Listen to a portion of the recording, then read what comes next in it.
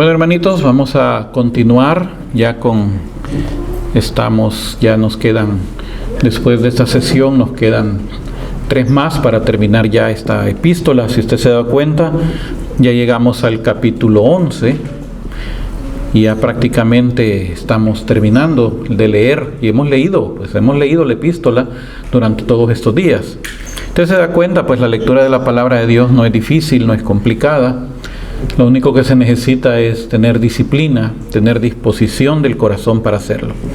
Entonces hemos estado durante las últimas sesiones hablando acerca ya del sacrificio de Cristo, cómo penetra en el santuario, y también nos estaba hablando en el último capítulo que leímos, capítulos 9 y 10, pues nos estaba hablando específicamente el capítulo 10 de las exhortaciones, advertencias para que no caigamos, no nos apartemos, y nos está exhortando la palabra de Dios a tener valentía, a tener esfuerzo, porque Jesús dijo claramente, el reino de los cielos es de los valientes. Los cobardes no tienen entrada al reino de los cielos. Por eso es que Él dio aquella parábola del sembrador, que la semilla, una cayó en piedras, otra cayó en terreno que no era fértil, entre espinos, y hubo una que cayó entre piedras y ya cuando vino la persecución ya no la soportó. Y así hay mucha gente, hermanos. Nosotros, usted y yo hemos conocido, porque imagino que usted también ha conocido más de alguien que comenzó bien, empezó bien, perseverando, y de repente pues se acabó, se fue, no aguantó, o el pecado lo hizo caer, pues, y fue más fuerte la seducción del pecado que el amor a Cristo. Entonces esa es una de las cosas que también nos exhorta la epístola a los Hebreos, a no caer en esa situación. Ahora, en el capítulo 11, después de todas las exhortaciones que nos ha estado dando, ahora el capítulo 11 nos habla de un punto bien importante, que es la fe. Y nos empieza primero dándonos una lista de personajes, a partir del versículo 4, nos empieza a dar una lista de personajes que lograron entrar en esa dimensión de la fe.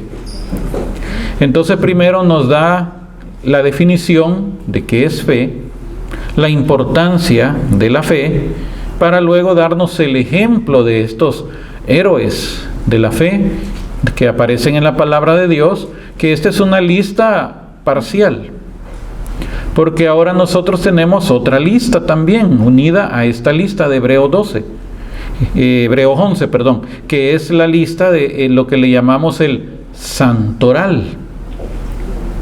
Es donde están los santos, los que lucharon, los que perseveraron, que de acuerdo a la doctrina de la iglesia no fabrica santos, no se inventa santos. La iglesia lo que hace es que mira las virtudes de estas personas, y la iglesia lo que hace es que reconoce, así dice claramente el catecismo, las virtudes de santidad de estas personas y las canoniza. Pero no son los únicos santos, porque todos nosotros hemos sido llamados a ser santos. Ese es un requisito. Aquí no hay opción. O somos santos o no entramos. Porque eso lo dice claramente, y lo vamos a ver, sin santidad nadie puede ver al Señor.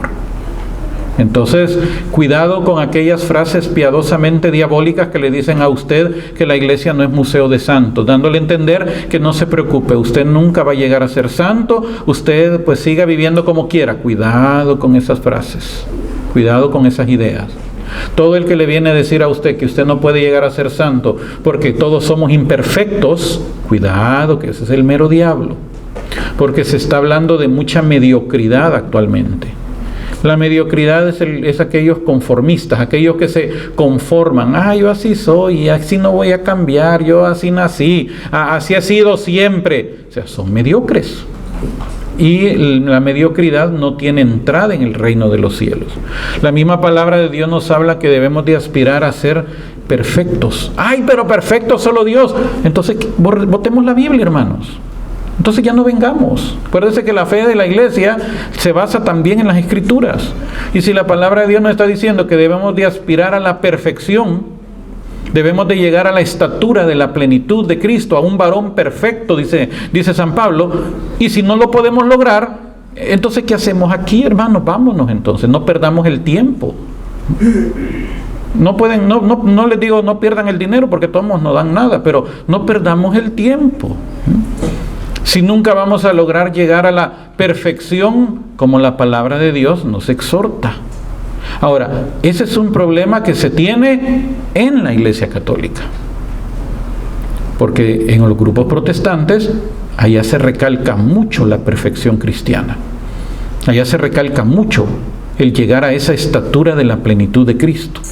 Por eso es que esa gente es muy rigorista, esa gente es muy disciplinada, ¿no? El católico no. El católico viene tarde a misa y todavía se queda sentado atrás, y cuando le dicen venga para adelante, no, aquí me quiero quedar. El protestante no, el protestante se pelea por sentarse adelante, se pelean.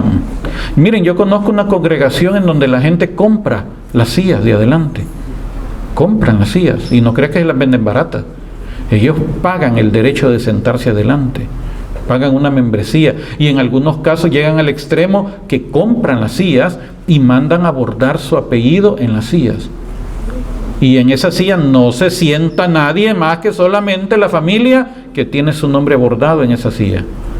Dese cuenta. Y nosotros los católicos, nos da igual una cosa que otra. Es más, fíjese que hemos llegado a un punto en donde nos están enseñando herejías y ni cuenta nos damos, porque como no conocemos la doctrina. Pero como lo dijo Salvador Melara, pues sí, aquí hay que creer lo que él dice, es infalible. Si llega incluso a poner a una persona en un pedestal a hacer creer que lo que esa persona es infalible, y está enseñando herejías, hermanos. Nada menos hoy, precisamente, este día, hice precisamente la publicación en base a lo que enseña, aquí se lo voy a leer, en base a lo que decía la primera lectura de este día. Si usted sigue la lectura de la palabra de Dios, las lecturas diarias, parte de la lectura de la primera lectura de hoy está en la epístola a los Romanos, en donde dice, capítulo 5, versículo 12, por tanto, como por un hombre entró el pecado en el mundo, y por el pecado la muerte, y así la muerte alcanzó a todos los hombres, ya que todos pecaron. Esta es una porción de la primera lectura de hoy. Como por un hombre entró el pecado en el mundo. Entonces yo escribo lo siguiente: hay una herejía. Herejía es la negación pertinaz de verdades de fe, lo que les estaba explicando. Usted puede estar dentro de la iglesia y ser un hereje.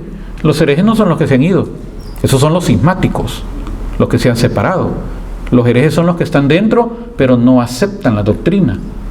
Yo soy católico, pero yo no creo. Ya es hereje. Yo soy católico, pero yo no. Hereje. Porque desde el momento que me dice yo soy católico, pero ya quiere imponer su propio criterio a lo que enseña la palabra de Dios y la doctrina, es un hereje.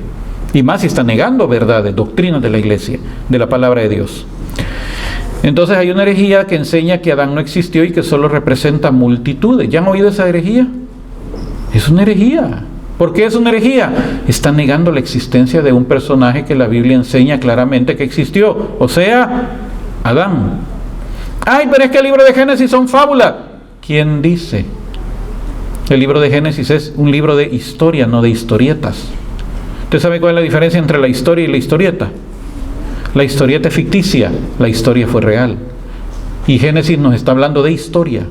Dios creó al hombre a su imagen y su semejanza y lo llamó Adán. Lo creó con sus manos y le sopló aliento de vida de su espíritu. No es una historieta, es una historia. O sea, ¿qué pasó? Entonces, esa herejía se llama poligenismo. Y yo escribí, si usted escucha a alguien decir eso, es un hereje. Si usted escucha a alguien, sea quien sea, laico o cura, que le diga a usted que Adán no existió, que todos son fábulas, es un hereje. Es un hereje. La palabra de Dios es bien clara al respecto y de ninguna manera son fábulas o historietas. El poligenismo, que significa que Adán significa multitudes, no significa un hombre, sino multitudes, así se llama el poligenismo. El poligenismo de ninguna manera es aceptado por la iglesia. Y el Papa Pío XII, o sea, un papa, escribió un documento, una encíclica llamada Humanis Generis. Y en el punto 30 de la encíclica Humanis Generis del Papa Pío XII, él dice lo siguiente: mas cuando ya se trata de la otra hipótesis, es decir, la del poligenismo, lo que estoy hablando ahorita, la del poligenismo, los hijos de la Iglesia no gozan de la misma libertad porque los fieles cristianos no pueden abrazar la teoría de que después de Adán hubo en la tierra verdaderos hombres no procedentes del mismo protoparente, quiere decir del primer pariente, o sea de Adán, no procedentes del mismo protoparente por natural generación, o sea, no hijos de Adán, o bien de que Adán significa el conjunto de muchos primeros padres, pues no se ve claro cómo tal sentencia puede compaginarse con cuanto las fuentes de la verdad revelada y los documentos del magisterio de la Iglesia enseñan sobre el pecado original, que procede de un pecado en verdad cometido por un solo Adán, individual y moralmente, y que transmitido a todos los hombres por la generación, es inherente a cada uno de ellos como suyo propio. Lo dijo un papa. Papa Pío XII, la encíclica Humanis Generis. Búsquela en la página oficial del Vaticano o ponga en el Google, muchos dicen, ay, el Google, el San Google. El Google es una grandísima fuente de información. Antes uno tenía que ir a las bibliotecas a buscar libros, y solo le pone la cosa en el Google y aparece, y mucho ya está en forma digital, o sea que es una gran herramienta.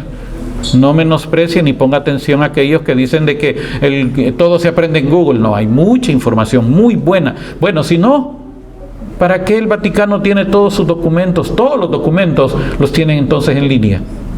Entonces, ¿para qué los pone? Entonces, usted vaya, busque Humanis Generis, Papa Pío XII, en el numeral 30 de esa encíclica, el Papa dice claramente, los fieles cristianos no pueden abrazar la teoría que Adán significa conjunto de muchos primeros padres. No puede. Porque eso va en contra, dice claramente el Papa, de los documentos, del magisterio y de la verdad revelada en la palabra de Dios. Entonces, ese es el problema nuestro. La palabra de Dios nos exhorta a que debemos de buscar y aspirar la perfección en todo sentido. Pero nosotros nos hemos vuelto mediocres. Nos hemos vuelto, es que nos da igual. Nos están enseñando herejías y ni cuenta nos damos. Porque como no estudiamos, no conocemos la doctrina. Y cualquiera que estudia la doctrina rápido detecta cuando le están, decimos en mi país, le están queriendo dar a tol con el dedo a uno. Rápido, ya no, me está dando cuento. Esto no es así. Pero es porque nosotros nos hemos vuelto conformistas, hermanos. Entonces la epístola a los Hebreos nos habla de esa perfección cristiana, y precisamente la santidad es un estado donde uno busca la perfección cristiana. No podemos nosotros seguir siendo mediocres espiritualmente. Y la palabra de Dios en el capítulo 11 nos está dando ya precisamente, primeros 3 versículos, la definición de fe, pero luego nos está dando el ejemplo de estos héroes de la fe. Vámonos a capítulo 11, versículos del 1 al 3, para entender esta definición. Dice, la fe es garantía de lo que se espera, la prueba de lo que no se ve. Casiodoro de Reina, cuando traduce de la Vulgata, él traduce de la siguiente manera: la fe es la certeza de lo que se espera. ¿Qué es certeza? Seguridad. La fe es la seguridad de lo que uno espera. La convicción de lo que no se ve. Me gusta mucho esta definición en Reina Valera. Es la certeza de lo que se espera, la convicción de lo que no se ve. ¿Qué significa entonces? Que uno está convencido aunque no lo ve. Esa es la fe. Porque aquí viene la cuestión: ¿existe Dios? Por la fe decimos que sí. Pero viene el agnóstico que no sabe ni que cree, y viene el ateo que dice que no cree. Entonces le dice a uno, no existe, pruébemelo. Entonces uno quiere ir a la Biblia a probarle a un ateo que Dios existe y no puede. ¿Sabe por qué? Porque la Biblia no se preocupa en querer demostrar la existencia de Dios. La Biblia simplemente da por sentado que Dios existe. En el principio creó Dios el cielo y la tierra. Punto. Entonces la Biblia no se preocupa por hacernos o convencernos que Dios existe. Simplemente la palabra de Dios dice que Dios existe. Ahora, ¿cómo nosotros podemos estar seguros que Dios existe? Por la fe. La fe es estar convencido de lo que no vemos. Igual la Eucaristía. El Pange Lingua dice que eso nosotros lo entendemos, este misterio lo entendemos por la fe. ¿Cuál misterio? Que Jesús está presente en el pan. Pero eso solo se entiende con la fe. Cuando yo no era católico, yo no lo entendía. Yo no podía creerlo, no lo podía concebir. Cuando se estudia la doctrina, en base a la palabra de Dios, en base a la doctrina, ahora se cree que Jesús está presente. Pero igual, seguimos creyéndolo por fe. Por eso dice que está en las apariencias del pan y del vino. Es Él, pero está bajo las apariencias.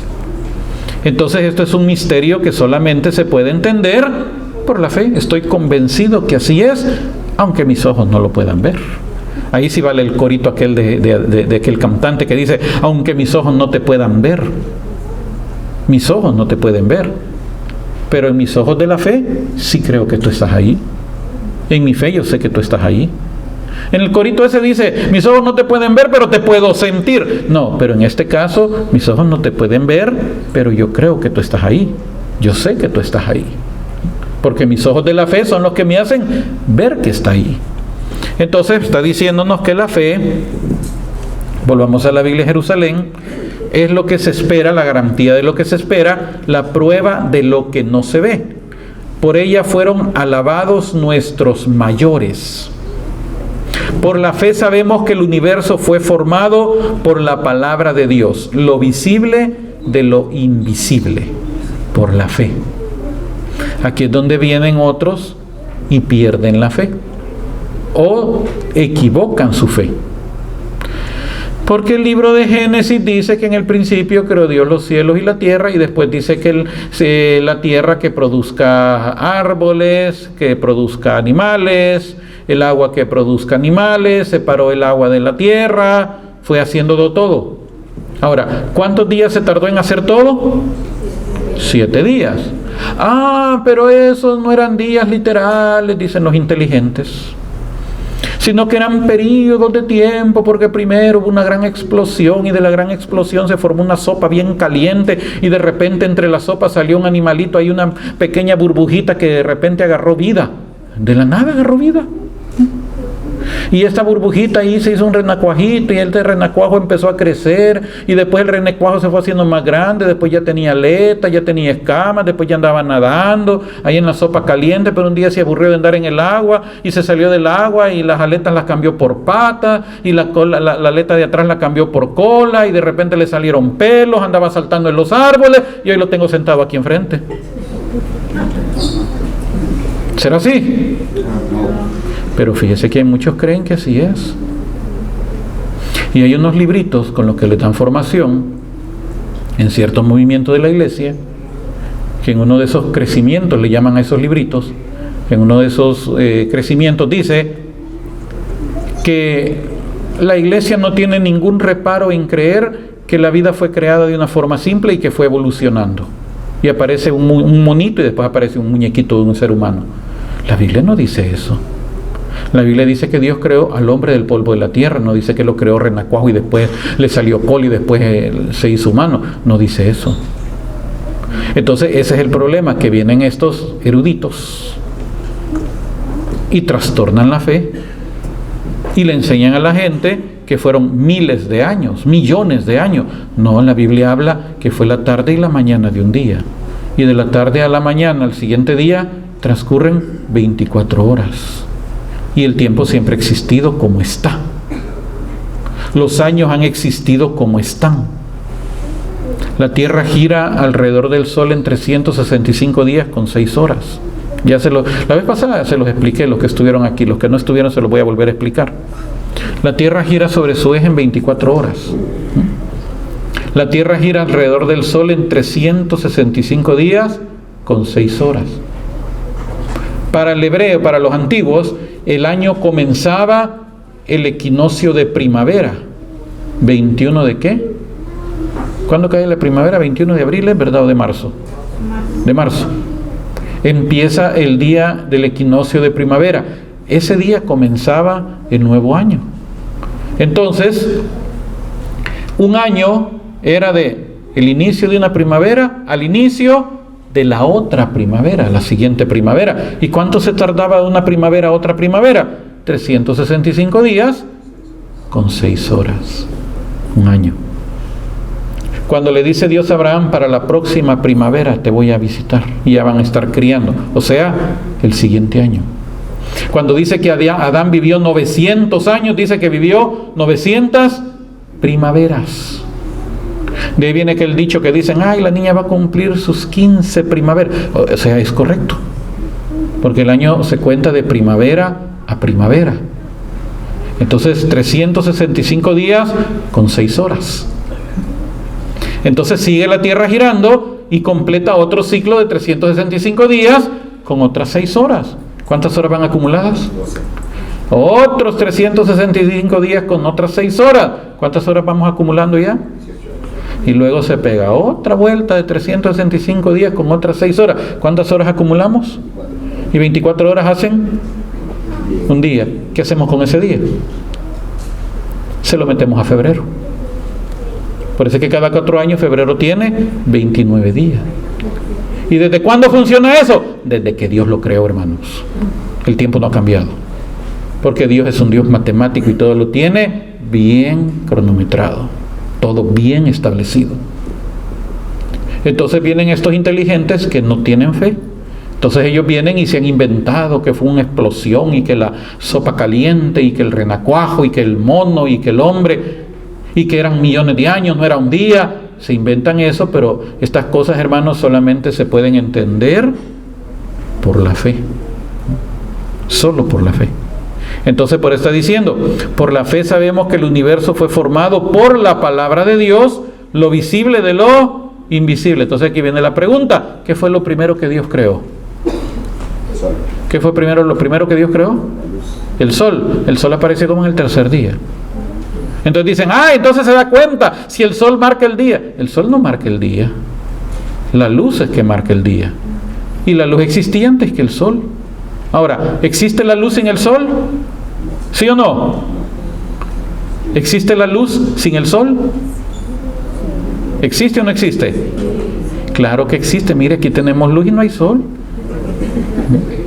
¿Se da cuenta? O sea que la luz existe sin el sol. Dios creó después el sol. Pero dice que creó la luna para marcar los días, los meses, las estaciones y los años. Por eso es que el calendario es lunar. Entonces Dios creó lo visible de lo invisible. Entonces, ¿qué fue lo primero que creó Dios? La luz. No. ¿Saben qué fue lo primero que Dios creó? La nada. Porque antes de Dios no existía ni la nada. No existía nada. Ni la nada. Entonces lo primero que Él crea es la nada, porque en base a la nada fue que Dios creó todo. Por eso dice, lo visible de lo invisible. Antes de todo ni la nada existía, hermanos. Entonces a partir de ahí, versículo 4, nos empieza a dar ya la lista de estos personajes. Ahorita ya nos dio una definición de fe, garantía de lo que se espera. Prueba, seguridad de lo que no se ve. Entonces la fe es tener aquella certeza, seguridad, que aunque no lo vemos, así es. Es como el aire, por eso es que la palabra espíritu también se traduce como viento, como aire. El oxígeno, no lo vemos, pero ahí estamos respirándolo, pero no lo vemos. Y si se acaba el oxígeno, nos morimos, pero no lo vemos, no lo podemos ver. Entonces el hecho que no lo veamos no quiere decir que no exista. Entonces, versículo 4, por la fe ofreció Abel a Dios un sacrificio mejor que el de Caín. Por ella fue declarado justo con la aprobación que Dios dio a sus ofrendas, y por ella, aunque muerto, sigue hablando. Abel. Yo les invito, si usted no ha tenido la oportunidad de ver esta serie que acabo de terminar, que fueron 9 episodios, del tema Jesús es relación, no religión, Usted solo vea a la gente que yo ni había grabado el primer video y ya me estaban insultando diciendo, usted es protestante, mire el tema. Ni siquiera había grabado el tema y ya me estaban acusando. Que hay gente que es bien lista. Yo le invito a que usted busque en mi canal de YouTube ese tema y va a ver que ahí hablamos mucho de Abel y de Caín. Caín ofrece, Abel ofrece, pero Caín no es aceptado, Abel sí es aceptado. ¿Por qué fue aceptado? Por la fe. Por la fe ofreció Abel a Dios un sacrificio mejor que el de Caín. Era mejor. Y aquí es donde tenemos que darnos cuenta, hermanos, que muchas veces también nosotros podemos ofrecer un sacrificio mejor que el otro hermano. Todo depende de nuestra fe. Todo depende de nuestra actitud. Podemos venir dos a misa, pero uno sale justificado y el otro no. Y los dos podemos hacer oración y uno sale justificado y el otro no. Porque todo depende de la fe y la actitud. Abel ofreció un mejor sacrificio que el de Caín. Por la fe Enoc, versículo 5, fue trasladado sin ver la muerte, como una primicia de lo que van a experimentar los que estén vivos el día de la venida de Cristo, como explicábamos en la sesión anterior, una de las sesiones anteriores. Que el Señor va a mandar a sus ángeles y va a recoger de la tierra, de su reino. Y lo que decía San Pablo, los muertos en Cristo resucitan primero y después los que estemos vivos, decía San Pablo, él creía que se iba a ir en ese momento, los que estemos vivos seremos arrebatados, transformados, glorificados. Entonces Enoc fue como una primicia de esa situación. Dicen que había un predicador de esos protestantes que decía, cuando Cristo venga, mi iglesia va a ser la primera en levantarse, decía. Y así decía, y cuando la trompeta suene, ustedes van a ser, antes que todos los demás, ustedes van a ser los primeros en levantarse. Y así le decía a su congregación. Y siempre que tocaba el tema, hermanos, y recuerden, cuando la trompeta suene, ustedes van a ser los primeros en levantarse, decía. Hasta que lo llamaron y le dijeron, mire, ¿y usted por qué está enseñando eso? ¿Por qué está diciendo que su congregación va a ser la primera? Sí, porque así dice la palabra de Dios, que los muertos en Cristo resucitan primero, y toda esa una bola de muertos que aquí nadie tiene vida espiritual. Dijo, estaban muertos espiritualmente. Y eso nos puede pasar a nosotros, estar muertos espiritualmente. Y al estar muertos espiritualmente, todo lo que hacemos es pura religiosidad, no tiene vida. Entonces no cumplimos con la fe. Y sigue diciendo versículo 5, que por la fe Enoc fue trasladado sin ver la muerte y no se le halló porque lo trasladó Dios. Pero aún antes de su traslado recibió el testimonio de haber agradado a Dios. Enoc y Elías no experimentaron la muerte física. Ellos fueron arrebatados. Versículo 6. Este versículo es bien clave y bien importante para entender esto. Ahora bien, sin fe es imposible agradarle. Pues el que se acerca a Dios ha de creer que existe y que recompensa a los que le buscan. Aquí nos está dando en medio de toda esta lista una clave bien importante. Sin fe es imposible agradar a Dios. Es necesaria la fe. Todos los actos de piedad que hagamos, si no van con fe, no sirven. Somos como Caín entonces. Ofrecemos sacrificio, pero no es recibido. Es necesario que tengamos esa fe, esa confianza, esa convicción. Y está diciéndonos una promesa, que el que se acerca a Dios tiene que creer que existe y que recompensa a los que le buscan. Hermanitos, el que busca a Dios tiene recompensa. Tal vez no en esta tierra. En esta tierra vamos a tener persecución. En esta tierra vamos a tener batalla, vamos a tener lucha, pero vamos a tener una recompensa el día de nuestro arrebatamiento o glorificación. Ese día vamos a tener recompensa, el día que estemos delante de la presencia del Señor. Por eso en el libro de Apocalipsis le dice a una de las iglesias, cuida lo que tienes para que ninguno tome tu corona. Podemos perder la corona. Todo lo que nosotros hacemos para el Señor son perlitas que se van poniendo en nuestras coronas. Y ¿sabe una cosa? Que vamos a recibir esas coronas. Pero de acuerdo a lo que enseña Apocalipsis, un ratito las vamos a tener. Porque después nos vamos a quitar esas coronas y se las vamos a poner a los pies del Rey de Reyes. Porque para Él es la gloria. Todo lo que hicimos realmente fue para Él. Si es que vamos a recibir ese galardón, porque hay gente que no le sirve a Dios, se sirve de Dios, que es muy diferente.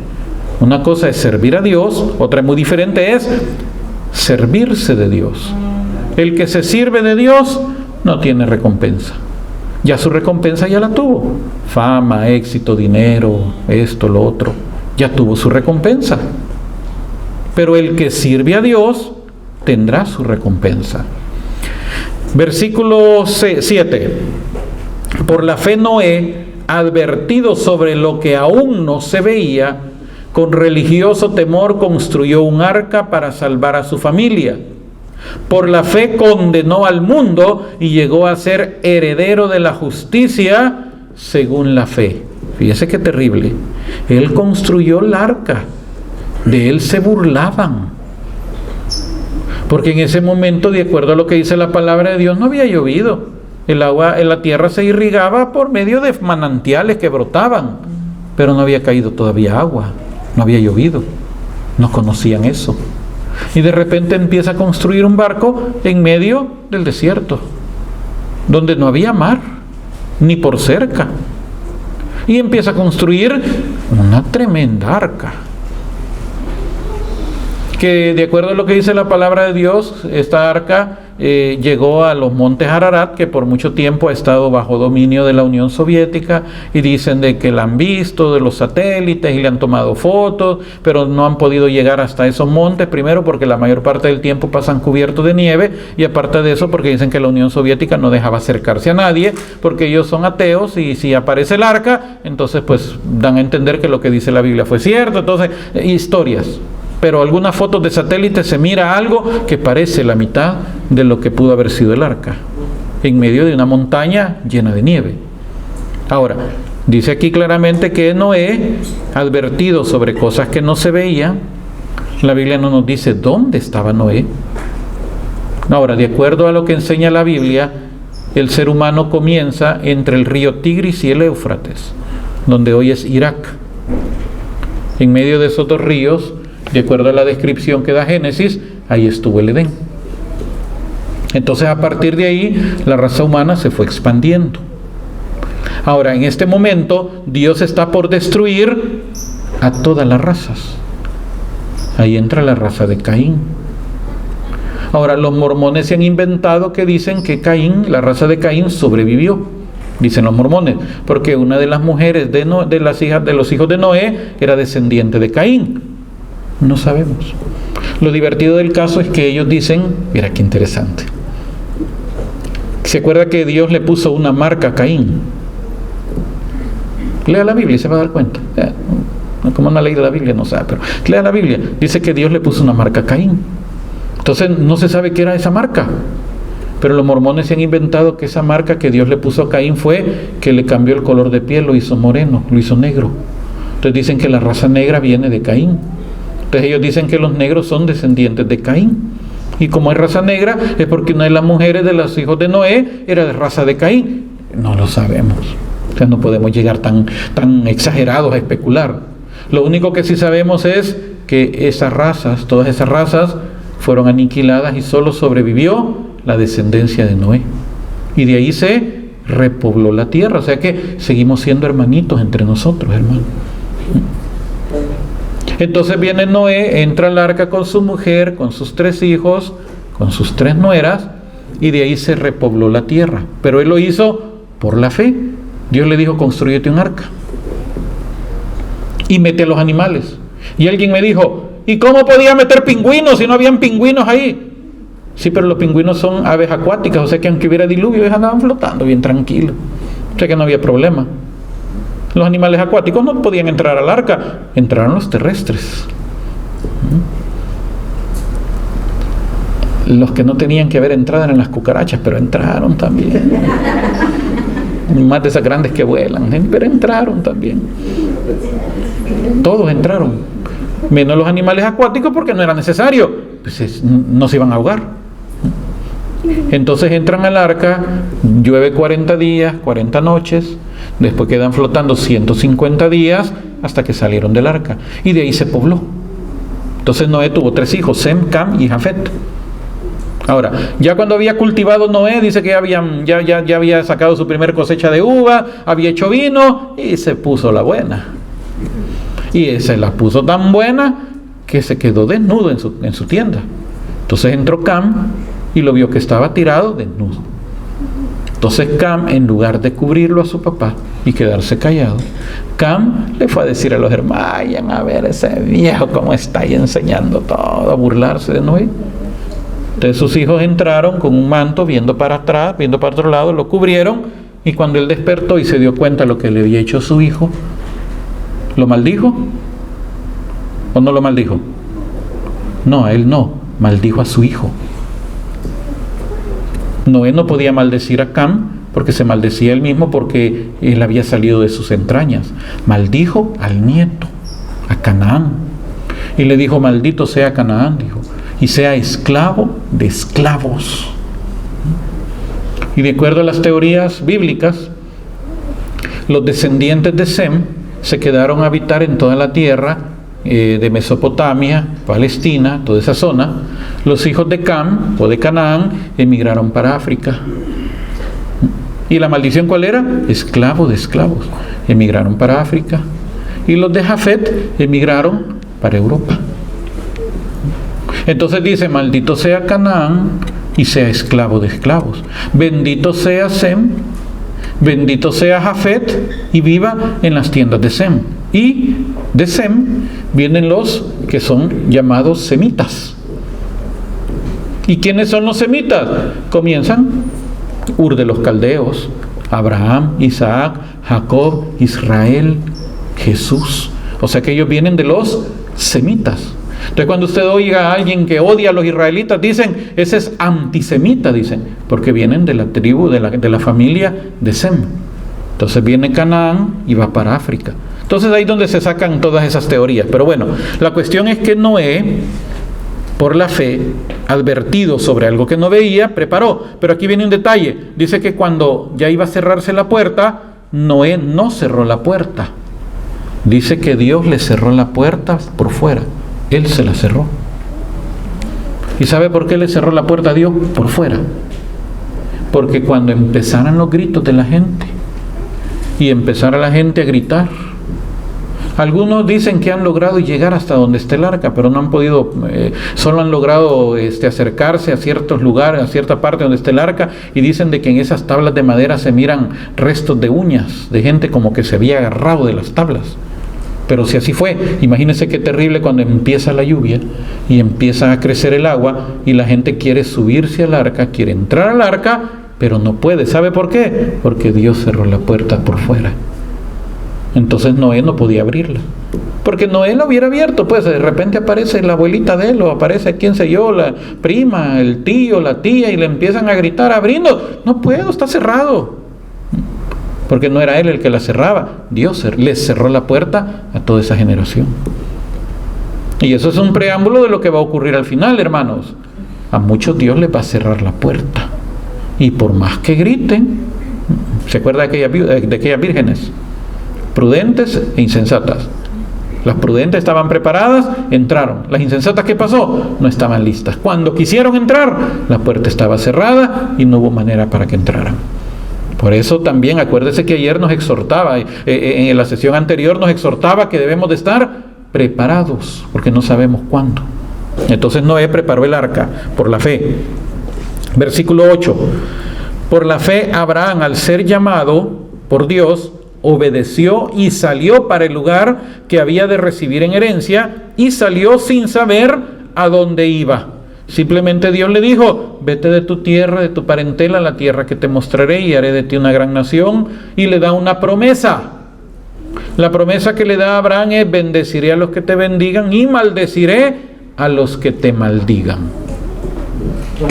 Por eso uno tiene que tener mucho cuidado con Israel. Acuérdense que Israel es descendiente de Abraham. Y la gente que maldice a Israel termina mal. Y hay muchos católicos que son anti-israelitas y odian a Israel. Y andan unos bien avispados diciendo que todo lo que estamos viviendo ahorita es por el movimiento sionista y que los sionistas aquí y que quieren destruir allá. Es el pecado del ser humano. Pero tenga cuidado con Israel. Israel, el catecismo a Israel le llama nuestros hermanos mayores en la fe, porque ellos recibieron la promesa al principio y no la pudieron cumplir, no pudieron ser fieles. Por eso Dios nos levantó a nosotros. Por eso dice San Pablo en Romanos que debemos de tener cuidado, porque nosotros somos como ramas de olivo injertadas contra naturaleza en el buen olivo. Nosotros éramos olivo silvestre, pero Dios nos injertó en el buen olivo. O sea, Dios nos hizo partícipe de esas promesas cuando no teníamos derecho de las promesas. Quien tiene el derecho de las promesas es Israel, no nosotros. Entonces Dios le da la promesa a Abraham. Versículo 9. Por la fe peregrinó hacia la tierra prometida como extranjero, habitando en tiendas, lo mismo que Isaac y Jacob, coheredero de las mismas promesas. Pues esperaba la ciudad asentada sobre cimientos, cuyo arquitecto y constructor es Dios. Entonces Abraham nos está dando un ejemplo junto con Isaac y Jacob, que nuestra mirada no tiene que estar puesta en las cosas de la tierra. Él tenía su mirada puesta en una ciudad que no era de la tierra. Él tenía su mirada, como dice San Pablo en Colosenses 3:1, tenía la mirada puesta en las cosas de arriba, no en las de la tierra, por la fe. Versículo 11. Por la fe también Sara recibió, aún fuera de la edad apropiada, vigor para ser madre, pues tuvo como digno de fe al que se lo prometía. Se sabe muy bien, hermanos, de que una mujer después de cierta edad ya es más difícil que pueda quedar embarazada. Por eso es que dan una cierta edad, un rango de edad, porque después eso puede ser difícil y eso es normal, a no ser que Dios quiera hacer el milagro. Porque acuérdese que al final de cuentas es Dios quien da la vida y Dios quien la quita. Yo tengo unos amigos, unos vecinos, que estos señores no tuvieron hijos, pero no los superan. Porque cuando recién los conocimos nos dijeron, sí, tenemos hijos y estudian, que no sé qué. Pero la cuestión fue que cuando nos fuimos haciendo más cercanos y ellos se acercaron más a nosotros, nos dimos cuenta que no tenían. Entonces, ¿por qué se sentían mal si Dios no les quiso dar hijos? Es más, hasta cierta ventaja es una pareja que no tiene hijos. ¿Sabe por qué? Es ventaja. Porque los que tenemos hijos, usted sabe, hay que batallar, que la educación, que se enferman, que el médico, que los maestros, que los compañeros, que el mundo, que el vicio, que el pecado, que salen y hay que estar esperando a qué hora llegan y no saben lo que va a pasar en el camino. Entonces uno vive con ese pendiente. Yo con mis hijos, yo estoy con ese pendiente, especialmente con el mayor. Ya está en su último año de su segunda carrera en la universidad. Ahí estamos pendientes. Va para la universidad en la noche. Otro momentito, él tiene clases hoy en la noche. Y andar en la noche no deja de representar un peligro. Entonces, por favor, reportate. Ya estoy en la U, ok. Ya voy para la casa, ya estoy en la casa. Para que no se sienta tranquilo. ¿Y si no tuviera hijo? ¿Por qué cree que los curas no se casan? Listos han sido. Lista fue la iglesia. Y todavía algunos se meten a tener hijos porque hay curas que tienen hijos. Ay, ¿cómo va a creer? Está atacando a los sacerdotes. No, hombre, que hay que ser realista. Miren, yo tenía un par de compañeros en el colegio. Y de repente aparecen que eran los hijos del rector, del cura, del padre Santa María. Y cuando se descubrió que eran los hijos de él, y la mamá de ellos era la mujer de él, pues. ¡Ay, el escándalo! Porque para mí fue escándalo eso. Yo estaba jovencito, tenía 14 años. ¡Ay, el cura! Porque para mí no, hombre. Yo después me fui dando cuenta. No, hombre. Un día llega una muchacha a la casa, llega una muchacha donde mi mamá. Una niña, una muchachita como unos 18 años. Llega y le dice a mi mamá, mire, usted está alquilando una casita en tal lugar y yo estoy interesada en alquilársela. Y mamá cuando va viendo a la muchachita, 18 años, como una bebita. ¿Y usted trabaja? Le dijo mi mamá. No trabajo. ¿Y entonces cómo me va a pagar la casa? Le dijo. Entonces, y le dice, no, pero mi esposo está en Estados Unidos y él me manda dinero. Ah, bueno, si es así, le dijo a mi mamá, pero necesito un fiador, alguien que, pues, un garante. ¿Mi cuñado puede ser fiador? Sí, claro que sí, le dijo. Mientras trabaje, sí, él tiene trabajo. Ah, ok. Entonces, como yo le miraba a mi mamá la parte de los negocios, las cosas legales, así que quedamos el día que íbamos a firmar el contrato, ahí nos fuimos en la oficina del abogado, entonces ya le pedí los datos a ella, en esa época cédula se llamaba el documento de identidad, ya pues me dio, ahí estaba el cuñado. Y cuando yo voy viendo al cuñado, en su camisita polo, en jeans, y cuando yo voy viendo al cuñado, lo primero que yo pensé, wow, cómo se parece la sobrinita al cuñado, al tío, igualita la cara del tío, ¿verdad? O sea, pensé, pero pues me dio su cédula y empecé a llenar los datos. De repente voy viendo que la cédula en la foto, él estaba con su cuello clerical, pues, o sea, y decía sacerdote. Ah, usted es sacerdote, yo era pastor. Pero como era asuntos de negocios, yo no hablaba de religión. Negocios son negocios, ahí no se mete religión. Ah, le digo yo, ¿usted es sacerdote? Sí, me dijo, eso es el párroco de tal lugar. Ah, bien, le dije yo, qué bueno. Llenamos los datos, se firmó el contrato y la muchacha se pasó a vivir en la casa. Como al mes más o menos, mes y medio, fuimos con mi mamá a rondear porque todavía no habían maras en esa época. Empezaban los primeros movimientos, pero no como se puso después en mi país. Entonces llegamos a donde una de las vecinas, y que era muy amiga con mi mamá, y mi mamá le preguntó, ¿y la muchacha no es problemática? No, usted no mira, porque usted sabe que, mire, si usted quiere enterarse de algo, pregúntele a la vecina. ¿Qué cámaras de vigilancia ni nada? Las vecinas son lo mejor que puede haber, pues no quiere enterarse de cualquier cosa. Entonces viene y le pregunta a mi mamá a la vecina, mire, ¿y la muchacha no es problemática, no es escandalosa, no mira movimientos raros ahí de hombres? No, ella pasa solita con su bebita todo el día. El esposo viene cada dos veces por semana, 1 o 2 veces por semana, porque el esposo.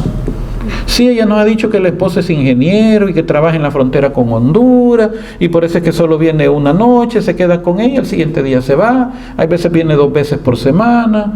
Ahorita ahí está porque acabo de ver el Picatel. Vamos, le digo a mi mamá, vamos a ver al esposo.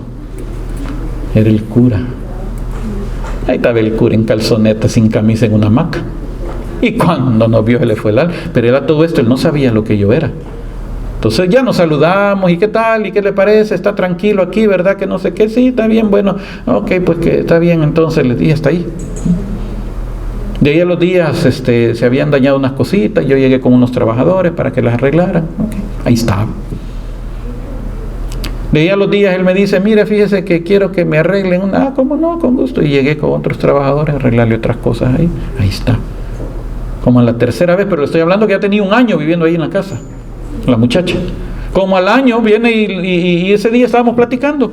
Y me dice, y habíamos platicado un montón de veces, pero él no sabía que yo era. Entonces ese día viene y él me dice, pues no, me dice, ya tenemos 1 año de estar viviendo aquí, nos dijo. Y usted no me ha dicho a todo esto, pues ya él ya nos había contado.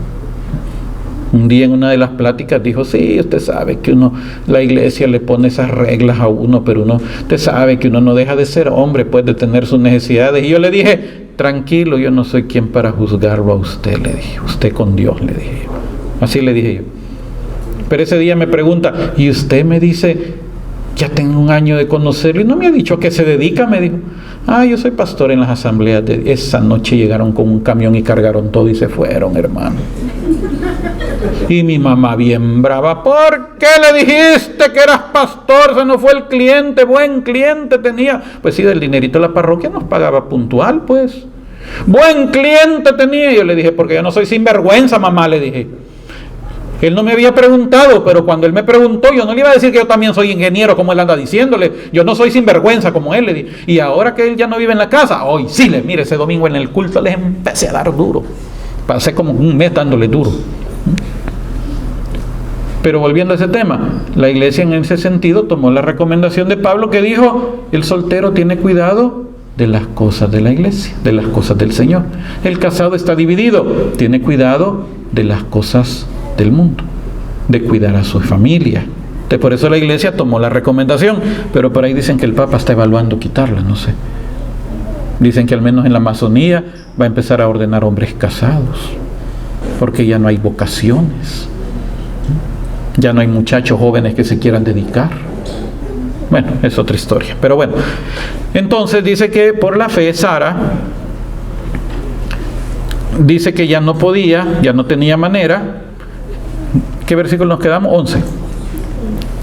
Pero aún fuera de la edad apropiada, tuvo vigor para ser madre, pues tuvo como digno de fe al que se lo prometía. Aunque acuérdese que Sara se rió, se burló, porque cuando escuchó que Dios le dijo a Abraham, mira, el próximo año por estos días Sara va a tener, y ella se rió. Ella le dio risa, ella dijo, ¿cómo va a ser posible si yo ya estoy viejita y este viejito también ya está viejito, ese viejito apenas suspira? ¿Cómo? Por eso es que Isaac, eso sí, ese es el nombre de él, risa. Eso significa Isaac, risa. Porque la Sara se rió. Y se rió del viejito. Entonces, por lo cual también de uno solo, y ya marcado por la muerte, o sea, ya estaba más muerto que vivo el pobre Abraham, nacieron hijos numerosos como las estrellas del cielo, incontables como la arena de las playas. En la fe murieron todos ellos sin haber conseguido el objeto de las promesas, viéndolas y saludándolas desde lejos, y confesándose peregrinos y forasteros sobre la tierra. O sea que muchos de ellos murieron sin haber visto las promesas, porque no eran promesas para esta tierra, eran promesas para el futuro, para la vida eterna. Por eso es que no debemos de desanimarnos ni desmayarnos. Hay gente que dice, ay, pero ¿desde cuándo Dios ha prometido y no se ve que cumpla? Es que no, las promesas no son para esta tierra, son para después de este mundo. Los que así hablan, versículo 14, claramente dan a entender que van en busca de una patria, pues si pensaban en la que habían abandonado, podían volver. Por el contrario, aspiran a una mejor. Acuérdense que la palabra mejor es una palabra muy importante en la epístola a los Hebreos. Si ellos hubieran estado esperando en una patria terrenal, tenían tiempo de regresar de donde habían salido, pero no, están esperando una mejor, la celestial. Por eso Dios no se avergüenza de ser llamado su Dios, pues les tenía preparada una ciudad. Esa es la ciudad que nos tiene preparado. Cielo nuevo, tierra nueva, la nueva Jerusalén que descenderá del cielo, engalanada como una novia para su novio. Esa es la promesa que nosotros tenemos. Amén. Vamos a hacer la pausa entonces ahorita. ¿Hay café?